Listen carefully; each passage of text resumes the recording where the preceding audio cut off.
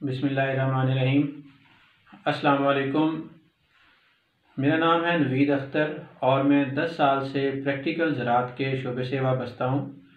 मेरे यूट्यूब के ऊपर वीडियो बनाने का मकसद जो है वो अपने फार्मर्स को और ख़ास तौर पर जो हमारी एग्रेरियन सोसाइटी है उसको ज़राअत के हवाले से आने वाले प्रॉब्लम्स और उसमें जितनी नई नई एडवांसमेंट आ रही है उसके हवाले से आगाही करना है।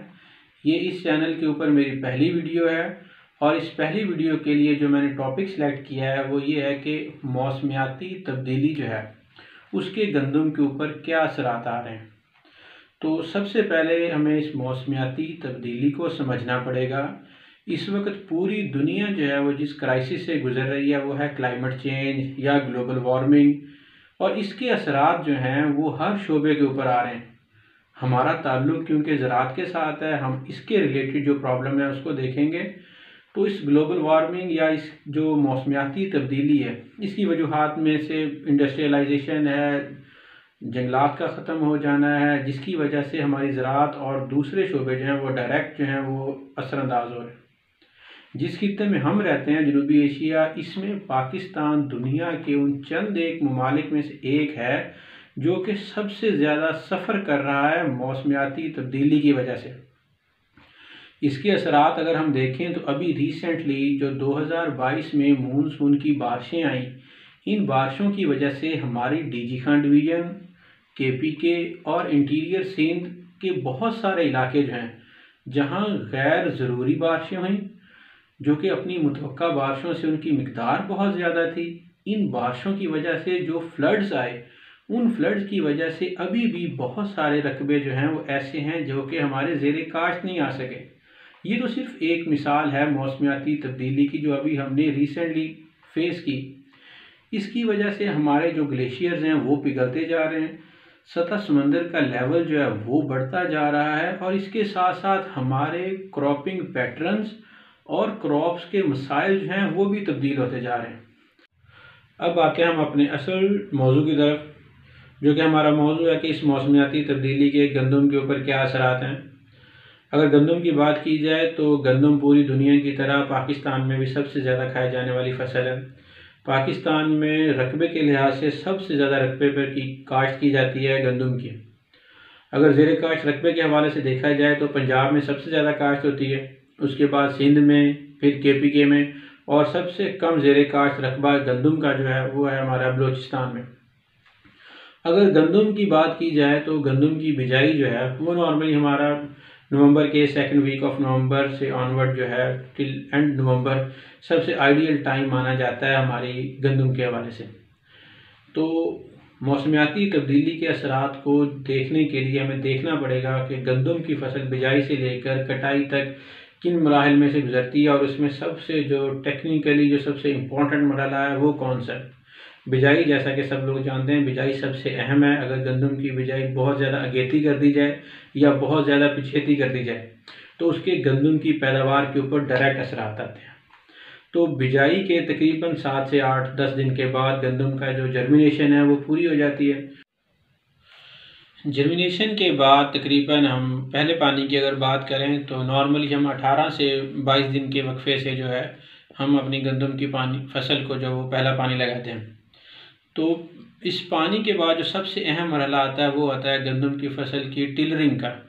टिलरिंग जो है वो नॉर्मली तकरीबन 40 से 45 दिन की जब फसल हो जाती है तो वो झाड़ बनाती है, शगुफ़े निकालती है। गंदम की पैदावार के हवाले से सबसे अहम मरहला जो है वो टिलरिंग का माना जाता है।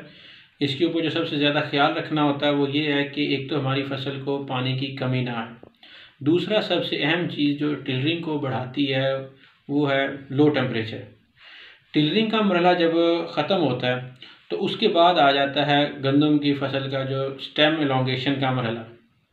स्टेम एलोंगेशन जो है वो नोड्स बनती हैं तने में और फसल जो है वो हाइट गेन करती है। स्टेम एलोंगेशन के बाद गोब का मरहला आ जाता है। गोब के मरहले में फ्लैग लीफ बनता है और उसके अंदर जो इनिशियल सिटा जो है वो उसके अंदर लिपटा हुआ होता है। गोब के बाद जो है वो एयरिंग स्टेज आती है, सिटा जो है वो उसमें से बाहर निकलता है, उसकी पोलिनेशन होती है, 2 से 3 दिन में पोलिनेशन हो जाती है। उसके बाद फिर ग्रेन फार्मेशन स्टार्ट होती है, ग्रेन जो है वो डिफरेंट हालत में से गुजरता है। दाने की जो है उसकी मिल्की स्टेज आती है, फिर आहिस्ता आहिस्ता सॉफ्ट डव बनती है, फिर वो हार्ड होती है। आहिस्ता आहिस्ता जो ग्रेन है वो अपनी मेच्योरिटी की तरफ आता है, उसका मॉइस्चर कंटेंट जो है वो कम होना शुरू हो जाते हैं जब उसके डिपॉजिट्स पूरे हो जाते हैं। तो नॉर्मली जो हमारी गंदम की फसल है वो 135 से 145 डेज़ के में जो है वो पक के तैयार हो जाती है, depending upon variety, environmental condition, इन तमाम चीज़ों को देखते हुए जो गंदम की फसल है वो 145 डेज़ में कंप्लीट हो जाती है। तो मौसमियाती तब्दीली के हवाले से अगर हम देखें तो इस साल जो है हमारी गंदम की बजाय कुछ रकबों के ऊपर अगेती हुई। और जो अगर टेम्परेचर की बात की जाए तो टेम्परेचर जो है वो दिसंबर के पहले 2 हफ्ते टेम्परेचर जो है वो काफ़ी हाई रहा, जिस वजह से अगेती काश्त जितनी भी थी उसकी टिलरिंग स्टेज बहुत ज़्यादा मुतासर हुई। गंदम की फसल जो उसको टिलरिंग करनी चाहिए थी वो नहीं कर सकी, और उसके बाद जो है वो टिलरिंग जो है वो स्टेम एलोंगेशन की तरफ चलेगी गंदम की फसल। इस वक्त वो फार्मर जिन्होंने अगेती काश्त किया वो इस वजह से परेशान हैं कि हमारी अगेती फसल जो है वो प्रॉपर झाड़ ना बनाने की वजह से अब सिट्टे निकाल रही है। ज़ाहिर बात है, जिस खेत में टिलर्स कम होंगे वहाँ सिट्टे कम होंगे और उसकी पैदावार कम आने के चांसेस हैं। लेकिन इस सूरत हाल से हम परेशान नहीं हो सकते और ना ही हम इससे भाग सकते हैं। अब हमने क्या करना है कि उस फसल के ऊपर अमाइनो एसिड्स का इस्तेमाल करना है। ख़ास तौर पर इस फसल पे हमने पोटाश का इस्तेमाल ज़्यादा करना है ताकि जो ग्रेन फार्मेशन है, ग्रेन फिलिंग है वो डिस्टर्ब ना हो, जो डिपॉजिट्स हो रहे हैं ग्रेन के अंदर वो बेहतर तौर पर हों, हमारा दाना जो है वो पूरा साइज़ गेन करे, वो वज़न उसका पूरा हो, ताकि हमारी फसल जो है वो स्ट्रेस में से निकले और हमें पैदावार अच्छी दे। अगर हम बात करें हमारी जो फसल की काश्त जो मौसमी हुई, जो टाइम पर बिजाई हो सकी, वो फसल इस वक्त अपनी टिलरिंग की फ़ेज़ में से निकल चुकी है या टिलरिंग की फ़ेज़ में है। तो अब क्योंकि दिसंबर के तीसरे हफ्ते में जाकर टेम्परेचर भी कुछ डाउन हो गया है तो अब वो टिलरिंग भी बहुत अच्छी कर रही है। आहिस्ता आहिस्ता वो गोब की हालत में आएगी और उसकी पैदावार की आखिरी मरहल की तरफ जाएगी। तो गंदम के हवाले से जो मैं इस वक्त सबसे अहम चीज़ का मशवरा अपने फार्मर्स कम्युनिटी को और एग्रेरियंस को दूंगा कि वो फार्मर्स को कहें कि वो इसके ऊपर पोटाश का इस्तेमाल ज़रूर करें, क्योंकि पोटाश जो है उसका डायरेक्ट लिंक है गंदम की पैदावार के साथ। पोटाश जो है जिसको हम क्वालिटी न्यूट्रिएंट भी कहते हैं, इसके बेशुमार फ़वायद हैं। स्ट्रेस मैनेजमेंट के लिए पोटाश बहुत अच्छा है, ग्रेन फिलिंग के लिए पोटाश बहुत अच्छा है, ग्रेन क्वालिटी के लिए पोटाश बहुत अच्छा है, और ओवरऑल जो क्रॉप की जो पैदावार है उसमें डायरेक्ट कंट्रीब्यूशन जो है वो है हमारा पोटाश का। जो फ्लैग लीफ है इसके ऊपर हम उसकी फोलियर स्प्रे भी कर सकते हैं, हम इसको नीचे फ्लड भी करें।